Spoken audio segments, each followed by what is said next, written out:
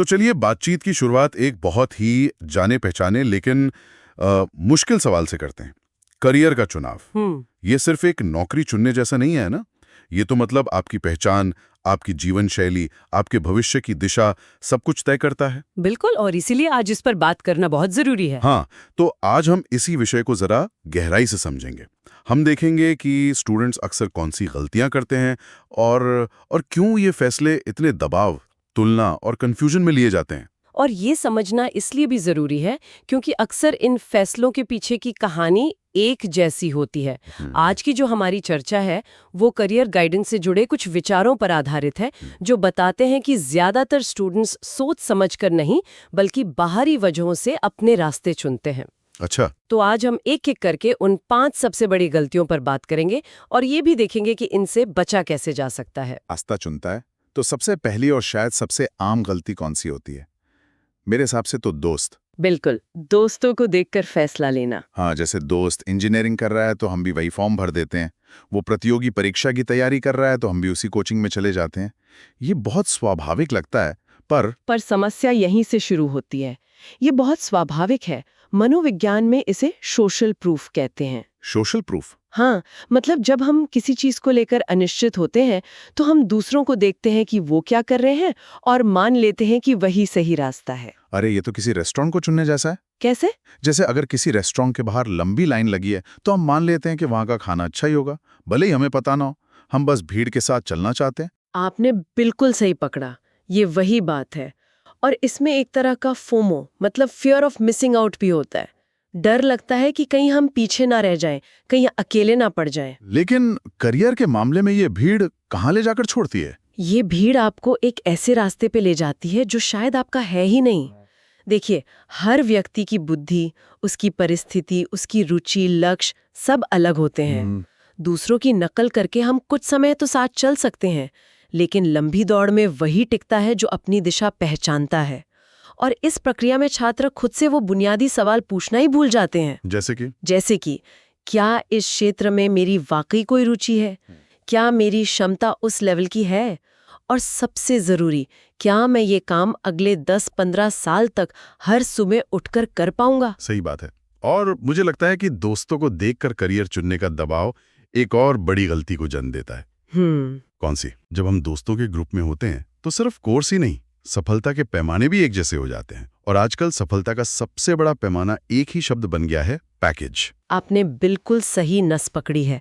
ये है दूसरी और बहुत बड़ी गलती, सिर्फ सैलरी को देखना। हाँ, 10 लाख का पैकेज, 20 लाख का पैकेज, ये नंबर सुनकर ही कई बार फैसला हो जाता है। और ये संख्याएं किसी जादू की तरह काम करती हैं। आपको पता है, एक सर्वे में एक बहुत चौंकाने वाला तथ्य सामने आया। क्या? लगभग 70% छात्र जो सिर्फ सैलरी के लिए अपना करियर चुनते हैं, वे 3 साल के अंदर ही बर्नआउट का अनुभव करते हैं। बर्नआउट मतलब सिर्फ असंतोष? असंतोष से कहीं ज्यादा।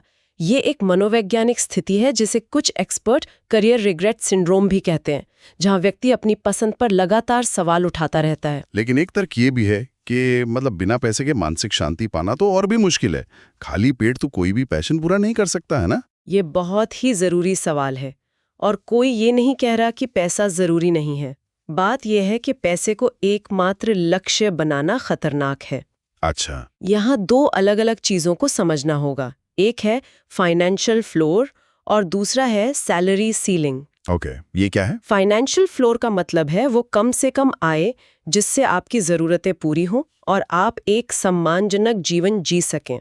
ये जरूरी है, पर समस्या तब होती है जब हम सैलरी सीलिंग के पीछे भागते हैं। मतलब ज्यादा से ज्यादा पैसा? हाँ, अपनी रुचि और मानसिक शांति की कीमत पर। जैसे अगर किसी की रुचि कला में है लेकिन वो सिर्फ पैसे के लिए एक हाई प्रेशर टेक्निकल फील्ड चुन लेता है, तो कुछ सालों बाद वो हेडोनिक ट्रेडमिल पर फंस जाता है। हेडोनिक ट्रेडमिल, ये क्या है? यह एक मनोवैज्ञानिक सिद्धांत है। इसका मतलब है कि इंसान ज्यादा पैसे या चीजों से मिलने वाली खुशी का आदी हो जाता है। पहली बड़ी सैलरी से बहुत खुशी मिलती है, लेकिन जल्द ही वो सामान्य लगने लगती है। फिर और ज्यादा खुशी के लिए और ज्यादा पैसे की जरूरत पड़ती है। ये एक कभी न खत्म होने वाली दौड़ है। तो मतलब वो व्यक्ति पैसे तो कमा रहा होता है लेकिन उसे काम से कोई खुशी नहीं मिलती। बिल्कुल, उसे कोई आंतरिक संतोष नहीं मिलता और धीरे धीरे ये असंतोष जमा होता जाता है और मानसिक स्वास्थ्य पर गहरा असर डालता है। तो ऐसा लगता है कि दोनों गलतियां, दोस्तों की नकल करना और सिर्फ पैसे के पीछे भागना, एक ही जड़ से जुड़ी हैं। किस जड़ से? कि हम बाहर देख रहे हैं, अपने अंदर नहीं। और शायद यही हमें तीसरी और सबसे गंभीर गलती की ओर ले जाता है। बिल्कुल, आत्मविश्लेषण की कमी। हाँ, हम अपने दोस्तों के बारे में सब जानते हैं, अपने पसंदीदा क्रिकेटर या एक्टर की हर बात पता होती है, लेकिन हम खुद को समझने के लिए कभी समय नहीं निकालते। हम ये जानने की कोशिश ही नहीं करते कि हम असल में कौन है और हमें क्या चाहिए। ये बात तो चुभने वाली है, पर सच है। तो फिर ये आत्मविश्लेषण किया कैसे जाए? ये सुनने में बहुत बड़ा और मुश्किल काम लगता है। नहीं, उतना मुश्किल नहीं है जितना लगता है। इसकी शुरुआत कुछ बहुत ही बुनियादी सवालों से होती है। हर स्टूडेंट को करियर चुनने से पहले खुद से ये सवाल जरूर पूछने चाहिए। ओके, जैसे कि पहला, मुझे कौन सा विषय या काम करते समय का पता ही नहीं चलता, मतलब जिसे फ्लो स्टेट कहते हैं, जहां आप काम में पूरी तरह डूब जाते हैं। सही है। दूसरा, मैं स्वाभाविक रूप से किस काम में अच्छा हूँ, जिसके लिए मुझे दूसरों की तरह बहुत ज्यादा मेहनत नहीं करनी पड़ती। ये आपकी सहज प्रतिभा हो सकती है। ठीक है।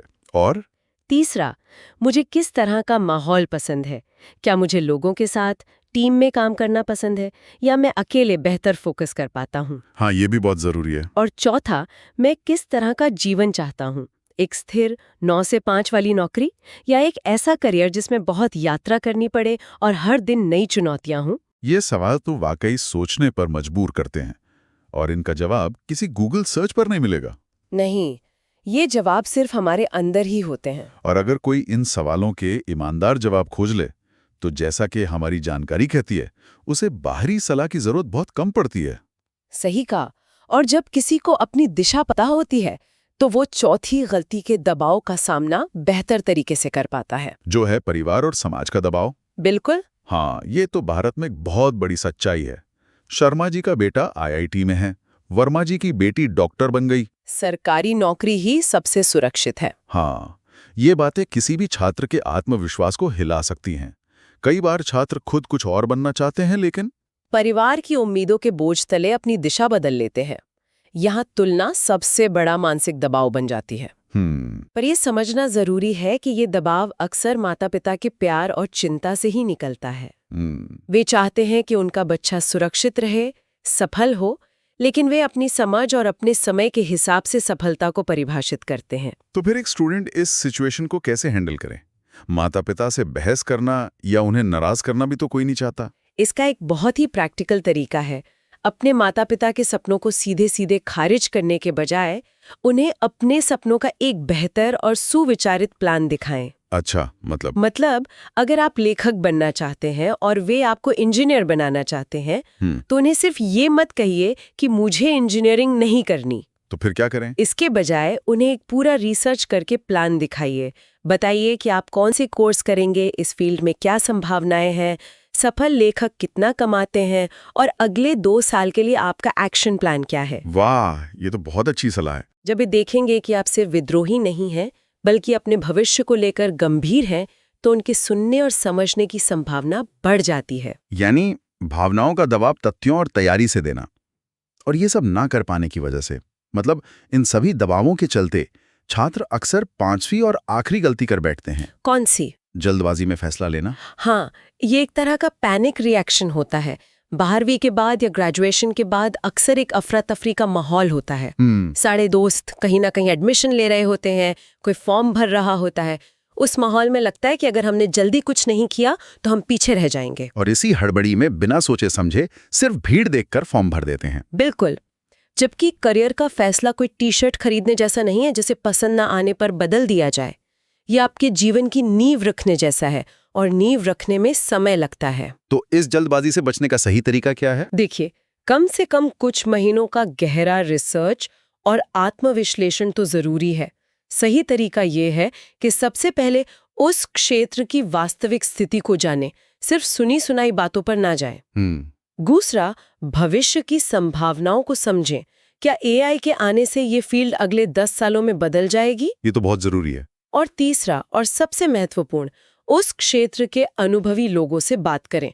लिंक्डइन या कॉलेज के अलुमनाई नेटवर्क के जरिए 4-5 लोगों से संपर्क करें जो उस फील्ड में 5-10 साल से काम कर रहे हैं।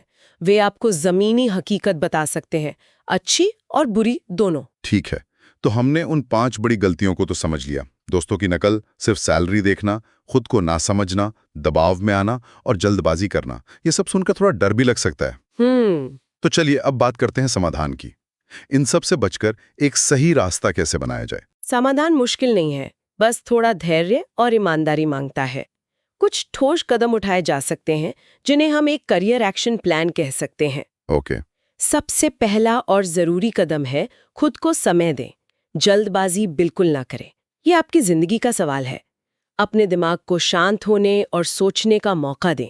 और उस शांत दिमाग से दूसरा कदम उठाएं, अपनी रुचियों और क्षमताओं की एक लिस्ट बनाना। हाँ, और इससे सिर्फ सोचे नहीं, कागज पर उतारें। सही कहा। एक तरफ लिखें कि आपको क्या करना पसंद है और दूसरी तरफ लिखें कि आप किस काम में अच्छे हैं। बिल्कुल। जब ये दोनों लिस्ट आपके सामने होंगी तो आपको कुछ पैटर्न दिखने लगेंगे। और जब आपको कुछ पैटर्न दिखें, तब आता है तीसरा कदम, मार्गदर्शन लेना। किसी मेंटर या अनुभवी व्यक्ति से। हाँ, कोई ऐसा जिसे आप जानते हैं या कोई जिससे आपने ऑनलाइन संपर्क किया हो। उन्हें अपनी लिस्ट दिखाएं और उनकी राय लें। वो आपको वो चीजें बता सकते हैं जो इंटरनेट पर नहीं मिलेंगी। मुझे लगता है चौथा कदम सबसे ज्यादा प्रैक्टिकल है। सिर्फ सोचने और बात करने से आगे बढ़कर छोटे स्तर पर उस फील्ड को आजमाना। हाँ, इसे टेस्ट ड्राइव लेना कह सकते हैं। अगर आपको लगता है कि आपकी रुचि कोडिंग में है तो एक छोटा ऑनलाइन कोर्स करके देखें। अगर मार्केटिंग पसंद आ सकती है तो किसी स्टार्टअप में 1 महीने की इंटर्नशिप करके देखें। इससे उस फील्ड का असली अनुभव मिलेगा। बिल्कुल। हो सकता है जो चीज़ दूर से अच्छी लग रही हो वो असल में आपके लिए ना बनी हो। ये फेल फास्ट का सिद्धांत है। जल्दी गलती करके जल्दी सीखो ताकि बड़ी गलती करने से बच जाओ। और आखिरी कदम, जो मुझे सबसे ज्यादा पसंद आया, लंबी अवधि की सोच रखना। खुद से पूछें कि आप आज से 10 साल बाद खुद को कहाँ देखते हैं। सिर्फ पहली नौकरी या पहले पैकेज के बारे में ना सोचें, बल्कि एक पूरे करियर के बारे में सोचें। सही है। क्या आप एक मैनेजर बनना चाहते हैं, एक विशेषज्ञ बनना चाहते हैं या अपना खुद का काम शुरू करना चाहते हैं? ये बड़ी तस्वीर आपको छोटे छोटे फैसलों में मदद करेगी। बिल्कुल। जब कोई इन सभी कदमों को अपनाता है तो फैसला ज्यादा सोचा समझा और व्यक्तिगत होता है। वो किसी और का फैसला नहीं होता, वो आपका अपना फैसला होता है। और अपने फैसले पर टिके रहने की हिम्मत भी ज्यादा होती है। तो आज की इस पूरी बातचीत का सार एक बहुत ही खूबसूरत विचार में छिपा है। करियर जीवन की एक दौड़ है और इस दौड़ में हर किसी का ट्रैक अलग होता है। मंजिल अलग होती है और दौड़ने की वजह भी अलग होती है। हाँ। अगर कोई अपनी रेस छोड़कर किसी और की रेस में दौड़ेगा तो वो थकेगा भी और पछताएगा भी। बिल्कुल। और अंतिम संदेश यही है कि अगर रास्ता अपनी क्षमता और रुचि के अनुसार चुना जाए तो संघर्ष जरूर होगा, चुनौतियां भी आएंगी, पर उसके साथ एक गहरा संतोष भी मिलेगा। और शायद यही किसी भी करियर की सबसे बड़ी सफलता है, पैसे या पद से भी बड़ी। आज की जानकारी में रुचि और कौशल के बीच संतुलन बनाने की बात की गई है, लेकिन यहाँ श्रोताओं के लिए एक सवाल छोड़ा जा सकता है। हाँ, क्या? अगर किसी की रुचि एक ऐसे क्षेत्र में है जिसके लिए जरूरी कौशल अभी उसके पास नहीं है, तो बेहतर क्या है? क्या उस रुचि के पीछे जाकर जुनून से कौशल का निर्माण करना चाहिए, या उस रास्ते को चुनना चाहिए जहां कौशल पहले से मौजूद है लेकिन शायद रुचि उतनी गहरी नहीं है? ये एक ऐसा सवाल है जिसका जवाब हर किसी के लिए अलग हो सकता है।